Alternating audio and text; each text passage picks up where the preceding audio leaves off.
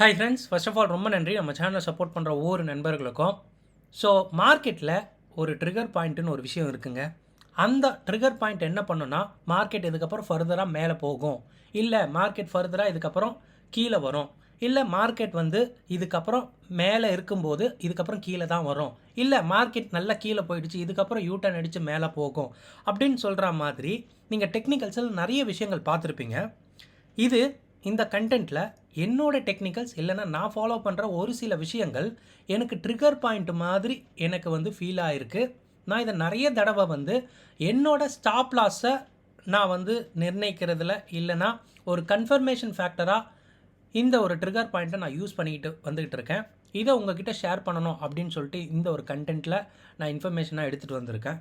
ஓகேங்களா, இது ஒரு ட்ரிக் மாதிரி கூட நம்ம சொல்லிக்கலாம். ஓகேங்களா, ஸோ வீடியோ ஃபுல்லாக பார்த்தீங்கன்னா ஏன் இந்த ட்ரிகர் பாயிண்ட்டை பற்றி தெரிஞ்சுக்கணும், இது ஆப்ஷன் ட்ரேடுக்கு எந்த அளவுக்கு யூஸ் ஆகும் அண்ட் எப்படி இதை நம்ம எஃபெக்டிவாக யூஸ் பண்ணலாம் அப்படின்னு சொல்லிட்டு தான் கண்டென்ட் ஃபுல்லாக இருக்க போது.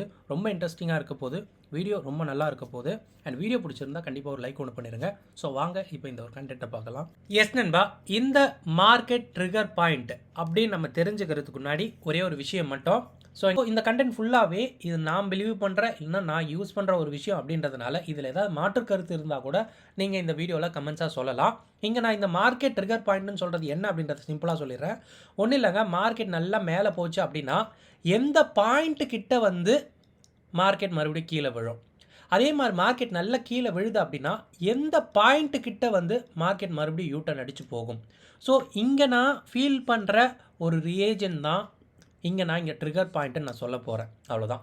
ஸோ எங்கே வந்தால் மார்க்கெட் இதுக்கப்புறம் மேலே போகாது, இல்லை இதுக்கப்புறம் கீழே போகாது அப்படின்னு சொல்லிட்டு இது நிறைய நேரம் ஒர்க்காக இருக்கும் கூட. ஓகேங்களா, ஸோ ஏன் இந்த ட்ரிகர் பாயிண்ட்டை பற்றி தெரிஞ்சுக்கணும், ஸோ அதுதான் நான் வாட்டுன்னு வச்சுருக்கேன். ஸோ இப்போ இந்த ட்ரிகர் பாயிண்ட்னா என்னென்னு தெரிஞ்சிருக்கோம். ஸோ ஒரு யூட்டர்ன் போட்டு திரும்புகிற ரீஜனை பற்றி பேசுகிறது தான். ஓகேங்களா, இது வரையும் கிளியராக இருந்தால் போதும். இங்கே நீங்கள் பார்க்குறது பார்த்தீங்கன்னா நிஃப்டியோட ஒரு 15 மினிட் சார்ட் தான். நீங்கள் இதை மாதிரி எந்த இடம் எடுத்தாலும் மார்க்கெட் எங்கே யூட்டர்ன் ஆக போகுது அப்படின்றது அழகாக சொல்லிடும். இது பார்த்தீங்கன்னா மார்க்கெட் நல்லா கீழே இறங்கி மார்க்கெட் மேலே ஏறி இருக்குது. இங்கே மார்க்கெட் நல்லா ஒரு கன்சாலிடேட் ஆகிட்டு அகெயின் பார்த்தீங்கன்னா ஒரு நல்ல ஒரு யூட்டர்ன் அடிச்சது. இங்கே பார்த்தீங்கன்னா ஒரு பெரிய கன்சாலிடேஷன் இருந்தது. அகெயின் பார்த்தீங்கன்னா மார்க்கெட் ஏறினதை பார்க்க முடிஞ்சுது. இங்கே காமனாக என்ன விஷயங்கள் இந்த ட்ரிகருக்கு முன்னாடி நடந்திருக்கும் அப்படின்ட்டு பார்க்குறது தான். டெக்னிக்கலாக நீங்கள் நிறைய பார்த்துருப்பீங்க. ஓகே, ஒரு கன்சாலிடேட் நடந்தால் மார்க்கெட் பிரேக் அவுட் ஆகும் இல்லை பிரேக் டவுன் ஆகும் அப்படின்ற விஷயம் தெரியும். பட் எங்கே எக்ஸாக்டாக இந்த மாதிரி ஒரு பாயிண்ட் நடக்கும் தெரியுமா? அதுக்கு தான் நான் இங்கே சாம்பிளாக ஒரு 4 ரீஜன் நான் குறிச்சிருக்கேன். ஒன்றும் இல்லை, இப்போ நான் இங்கே மார்க் பண்ணுற இடம் பார்த்தீங்கன்னா ஆல்மோஸ்ட் 24,880. ஓகேங்களா, ஸோ இங்கே பார்த்தீங்கன்னா ஆல்மோஸ்ட் 25,020. ஓகேங்களா, அந்த ரீஜன் 20லேருந்து 30 பாயிண்ட். ஓகேங்களா, அதாவது 20லேருந்து 25,030. அதே மாதிரி இங்கே பார்த்தீங்கன்னா 24,890. ஓகேங்களா, ஸோ அதே மாதிரி இங்கே பார்த்தீங்கன்னா என்ன ரீஜன் இருக்குது அப்படின்னா அதே தான். ஸோ கிட்டத்தட்ட 25,330. ஓகேங்களா, அதே மாதிரி இங்கே பார்த்தீங்கன்னா ஸோ 25,380.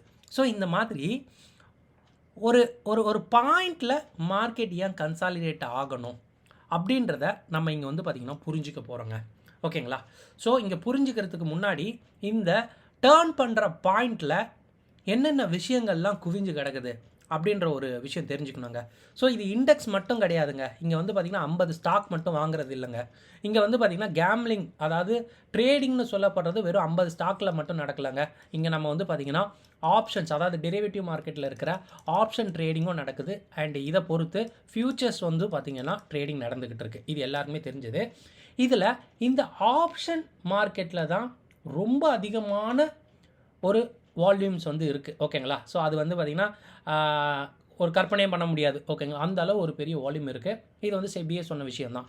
அப்போது இங்கே நம்ம இந்த ஆப்ஷன் ட்ரிகர் பாயிண்ட்டை பற்றி ஃபஸ்ட்டு பார்த்துடலாம். ஸோ இங்கே ஆப்ஷன் ட்ரிகர் பாயிண்ட் இல்லைனா பிரேக்கிங் பாயிண்ட் அப்படின்னு நான் சொல்ல வர்றது என்ன அப்படின்னா, நீங்கள் புரிஞ்சுக்கணும், இண்டெக்ஸ் யூட்டர்ன் பண்ணுறது உங்களுக்கு தெரியும். கன்சாலிடேட் ஆகிட்டு மார்க்கெட் யூட்டர்ன் ஆச்சுன்னு தெரியும்.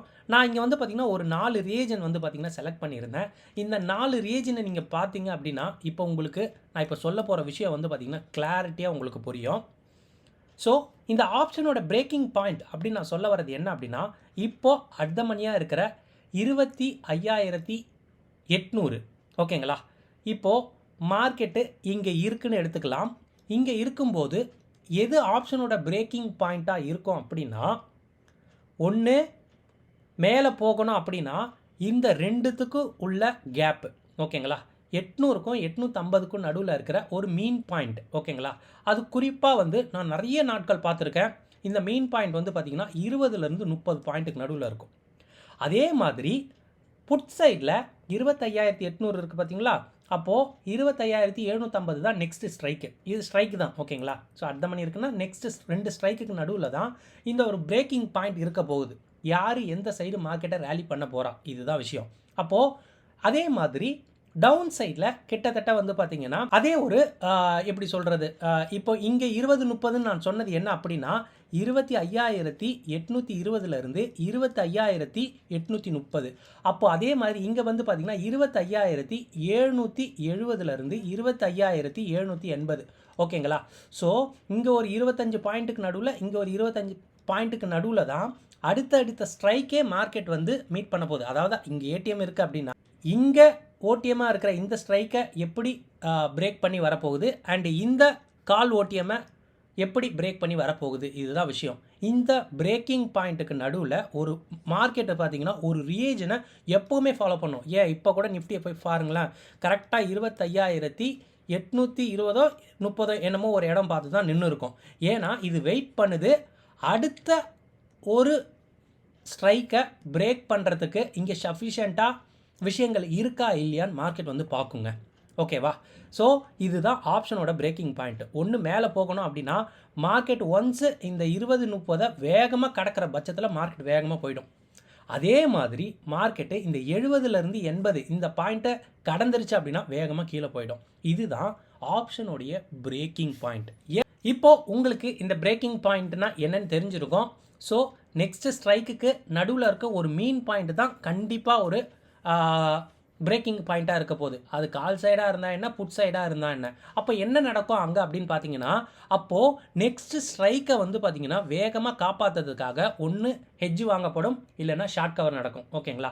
ஒன்று ஹெட்ஜ் வாங்குறாங்க அப்படின்னா ஹெட்ஜ் எங்கே வேணால் வாங்கட்டும், பட் அங்கே இருக்கிற பொசிஷனை ஓப்பனில் இருந்தால் அதை முதல்ல ஷார்ட் கவர் பண்ண பார்ப்பாங்க. அதனால தான் இங்கே நான் ஷார்ட் கவர் பாயிண்ட்டுன்னு சொன்னேன்.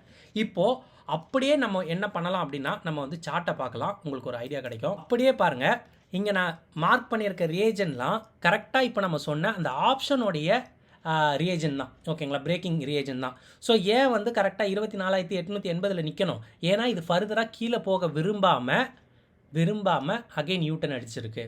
ஸோ ஏன் இங்கே இவ்வளோ நேரம் வந்து கன்சாலிடேட் இருக்கணும், ஏன்னா அதுக்கே மார்க்கெட்டுக்கே தெரியல நெக்ஸ்ட் பிரேக்கிங் பாயிண்ட் ஆப்ஷனோட பிரேக்கிங் பாயிண்ட் வந்து என்ன அப்படின்னா 25,050. இந்த 50 உடைக்கணும்னா சஃபிஷியண்ட்டாக நமக்கு எல்லா விஷயமும் கரெக்டாக இருக்கான்னு பார்த்துக்கிட்டு தான் இவ்வளோ நேரம் வந்து மார்க்கெட் கன்சாலிடேட் ஆகிட்டு அகெயின் உடச்சி எவ்வளோ தூரம் போயிருக்குன்னு பாருங்கள். அகெயின் இங்கே வந்து நல்ல ஒரு சப்போர்ட் எடுத்திருக்கு. அந்த சப்போர்ட் என்ன 25,330. ஸோ மார்க்கெட் நிற்குது அப்படின்னா ஒன்று, இப்போ ஒரு உதாரணத்துக்கு 25,800 இருக்குது அப்படின்னா ஒன்று மார்க்கெட் வேகமாக போகணும் அப்படின்னா அது வேகமாக வந்து 25,770 வந்து பிரேக் பண்ணணும். இல்லை அப்படின்னா 25,830 வேகமாக பிரேக் பண்ணணும். இதுதான் பிரேக்கிங் பாயிண்ட்டுங்க ஓகேவா. இங்கே சஃபிஷியண்ட்டாக விஷயம் இல்லை அப்படின்னா மார்க்கெட் வந்து பிரேக் பண்ணாது ஓகேங்களா. இதை நான் ஃபின் நிஃப்டிலும் அழகாக நான் எடுத்து வச்சுருக்கிறேன். நீங்கள் எங்கே வேணால் பாருங்கள், அது வந்து சப்போர்ட் எடுத்து இருக்கிற விஷயமா இருக்கட்டும், இல்லை கன்சாலிடேட் பண்ணி வச்சுருக்கிற விஷயமா இருக்கட்டும், எல்லாமே இந்த ஒரு பாயிண்ட்டுக்கு நடுவில் தான் இருக்கும். அதாவது ஒரு ஸ்ட்ரைக்குக்கும் இன்னொரு ஸ்ட்ரைக்குக்கும் நடுவில் இருக்கிற மீன் பாயிண்ட்டை அதை வந்து பார்த்திங்கன்னா ஒரு தடவை டச் பண்ணிட்டு தான் கீழே போகும், அதாவது யூட்டன் அடிக்கும் ஓகேங்களா. ஸோ நிறைய ஒரு 300 பாயிண்ட் விழுது அப்படின்னா அந்த 300 பாயிண்ட் ரவுண்ட் நம்பராக இருக்குன்னா மார்க்கெட் அந்த ரவுண்ட் நம்பரை எத்தனை தடவை டச் ஆகுதுன்னு எனக்கு தெரியாது, பட் அதை விட ஒரு 20-30 பாயிண்ட்டு டச் பண்ணிட்டு தான் வரும். இது நீங்கள் இங்கே இருக்கிற செல்லர்ஸ் ஹண்டிங் பண்ணுறதா இருக்கட்டும், இல்லைனா ஸ்டாப் லாஸ் ஹண்டிங் பண்ணுறதா இருக்கட்டும், என்ன விஷயம்னா இருக்கட்டும் ஓகேங்களா. இப்போ நம்ம பேசின கான்செப்டை பட் மார்க்கெட்டு இந்த மாதிரி 20-30 பாயிண்ட்டு கிராஸ் பண்ணிட்டு தான் வரும் ஓகேங்களா. அப்போது இதை நம்ம எப்படி யூஸ் பண்ணலாம், ஒரு ஆப்ஷன் பையிங் பண்ணிவிட்டு நீங்கள் ஸ்டாப் லாஸ் வைக்கிறீங்க அப்படின்னா கண்டிப்பாக உங்களோட ஸ்டாப் லாஸ் வந்து எப்படி இருக்குன்னு பாருங்கள். மோஸ்ட்லி உங்கள் ஸ்டாப் லாஸ் வந்து நீங்கள் வைக்கிறதுக்கு முன்னாடி 10-20 பாயிண்ட் வைக்கிறீங்க. அந்த 10-20 பாயிண்ட்டுமே இப்போ நம்ம சொன்ன மாதிரி 20லேருந்து 30 பாயிண்ட், அதாவது 20லேருந்து 30 பாயிண்ட்னா நான் என்ன சொல்கிறேன், இப்போ இந்த ரவுண்ட் நம்பர் 25,800 மார்க்கெட் இருக்குது, நான் கால் ஆப்ஷன் வாங்கியிருக்கேன் அப்படின்னா நீங்கள் கண்டிப்பாக 25,820லேருந்து 30க்குள்ளே வைக்கிறீங்க அப்படின்னா 30க்குள்ளே வைக்கிறீங்க அப்படின்னா கொஞ்சம் யோசிச்சுக்குங்க. எக்ஸ்ட்ராவாக ஒரு 5லேருந்து 10 பாயிண்ட் வைங்க. ஓகேங்களா? ஏன் அப்படின்னா மார்க்கெட் வந்து நீங்கள் 20லேருந்து 30க்குள்ளே வச்சிங்க அப்படின்னா மார்க்கெட்டு இதை டச் பண்ணிவிட்டு கீழே போகிறதுக்கான வாய்ப்பு அதிகம். ஓகேங்களா? இல்லை அது 40 பாயிண்ட்டை உடைக்குது அப்படின்னா அது நல்லாவே பிரேக் ஆகிட்டு போக வாய்ப்பு அதிகம். ஸோ அதனால் கொஞ்சம் ஸ்பேஸ் கொடுங்க அப்படின்றது தான் நான் இங்கே சொல்கிறேன். ஸோ எதுக்கு நம்ம இந்த வீடியோ நம்ம பார்க்குறோம், எதுக்கு நம்ம இந்த பிரேக்கிங் பாயிண்ட்டை யூஸ் பண்ணுறோம் அப்படின்னா ஒரு எக்ஸாக்டாக ஒரு 25 பாயிண்ட் 30 பாயிண்ட்டு நம்ம வைக்காமல் கொஞ்சம் ஸ்பேஸ் கொடுங்க. இதே உதாரணத்துக்கு நம்ம வந்து பார்த்திங்கன்னா இது வந்து புட் ஆப்ஷன் வாங்கியிருக்கோம் அப்படின்னு எடுத்துக்கிட்டு இந்த ஒரு ஸ்டாப் லாஸ் நம்ம வைக்கிறோம். இதே வந்து ஒரு கால் ஆப்ஷன் வாங்கியிருக்கோம், மார்க்கெட் வந்து பார்த்திங்கன்னா 25,800 ஒரு கால் ஆப்ஷன் வாங்கியிருக்கோம் அப்படின்னா மார்க்கெட் வந்து நீங்கள் ஒரு 20 பாயிண்ட் நீங்கள் வைக்கிறீங்க அப்படின்னா அந்த 20 பாயிண்ட்டுன்றது 25,000 ஒரு உதாரணத்துக்கு நான் சொல்கிறேன், 25,080க்கு மார்க்கெட் வரும்போது நீங்கள் வெளியே வரீங்க அப்படின்னு நினைக்கிறீங்க அப்படின்னா இது வந்து தப்பான ஒரு விஷயம். இதுக்கு பதிலாக என்ன பண்ணலாம் அப்படின்னா 25,765 அப்படின்னு சொல்லிட்டு ஒரு பாயிண்ட்டை வந்து எக்ஸ்ட்ராவாக நீங்கள் வந்து வைக்கலாம். ஸோ இப்படி வைக்கும்போது உங்கள் ஸ்டாப் லாஸ் அன் பண்ணுற விஷயம் வந்து பார்த்தீங்கன்னா கொஞ்சம் வந்து கம்மியாகும். ஓகேவா? வேறு எதுவும் இல்லை. ஏன்னா ஒன்ஸ் இதை பிரேக் பண்ணிடுச்சு அப்படின்னா ஃபர்தராக இன்னும் கீழே போகுது, அது நோ டவுட் அபவுட் இட். ஓகேங்களா? பட் இங்கே நீங்கள் வச்சிங்கன்னா ஈஸியாக உங்கள் ஸ்டாப் லாஸ் அன் பண்ணிவிட்டு மார்க்கெட் அகைன் உங்கள் டார்கெட்டை தாண்டி கூட மார்க்கெட் போகும். இது வந்து ஒரு ஆப்ஷன் பை இருக்குது. இப்படி பண்ணுறது மூலமாக கண்டிப்பாக உங்களுக்கு இந்த ஸ்டாப் லாஸ் அன்டிங்கிற விஷயம் வந்து பார்த்தீங்கன்னா ரொம்பவே கம்மியாகும். ஓகேங்களா? ஏன்னா உங்களுக்கு யூட்டர்ன் ஆக போகிற பாயிண்ட்டு தெரிய போகுது, 2 ஸ்ட்ரைக்குக்கு நடுவில் ஒரு யூட்டர்ன் எடுக்க போகுதுன்னு தெரியும். அப்போது நீங்கள் அதுக்கு கொஞ்சம் ஸ்பேஸ் கொடுத்துட்டு கொஞ்சம் வெயிட் பண்ணலாம் அப்படின்றது வந்து நான் நினச்சிட்டு இருக்கேன். ஏன்னா அது வந்து ஷார்ட் கவர் ஆகும். ஒன்று இங்கே இருக்கிறவன் பயப்படுவான், இல்லை ஒன்று இங்கே இருக்கிறவன் பயப்படுவான். இங்கே இருக்கிறவன் மேலே இருக்கிறவன் பயப்படுறான் அப்படின்னா மார்க்கெட் இன்னும் பிரேக் பண்ணி கீழே போகுது. இல்லை கீழே இருக்கிறவன் ஓகே இது போதும், இதை நான் சேவ் பண்ணணும்னு நினைக்கிறேன் அப்படின்னா அவன் யூட்டர்ன் பண்ணி மார்க்கெட்டை மேலே கொண்டு போவான். இதுதான் வந்து இந்த ஆப்ஷன் பிரேக்கிங் பாயிண்ட். ஓகேங்களா? 2 ஸ்ட்ரைக்குக்கு நடுவில் வரும்போது யோசிப்பாங்க, ஒன்று பிரேக் பண்ணிட்டு போகலாமா இல்லை யூட்டர்ன் அடிச்சுட்டு போகலாமா அப்படின்ற விஷயம் தான். ஸோ ஸ்டாப் லாஸ்ன்றது அந்த பாயிண்ட்லேருந்து ஒரு 5-10 பாயிண்ட் மேலே இருக்கிறது ரொம்ப நல்லது அப்படின்ற மாதிரி நான் சொல்லுவேன். இதுதான் இந்த வீடியோவில் நான் சொல்ல வந்த விஷயம். ஓகேங்களா? வீடியோ கண்டிப்பாக கொஞ்சம் வந்து பார்த்திங்கன்னா குழப்பமாக இருக்க மாதிரி இருக்கும். வீடியோ ஃபுல்லாக இன்னொரு தடவை கூட நீங்கள் பாருங்கள், நான் என்ன சொல்ல வந்தேன்னு சொல்லிட்டு உங்களுக்கு ரொம்ப கிளியராக புரியும். இந்த வீடியோ பார்த்ததுக்கு ரொம்ப நன்றி. தேங்க்யூ. ஜெய் ஹிந்த்.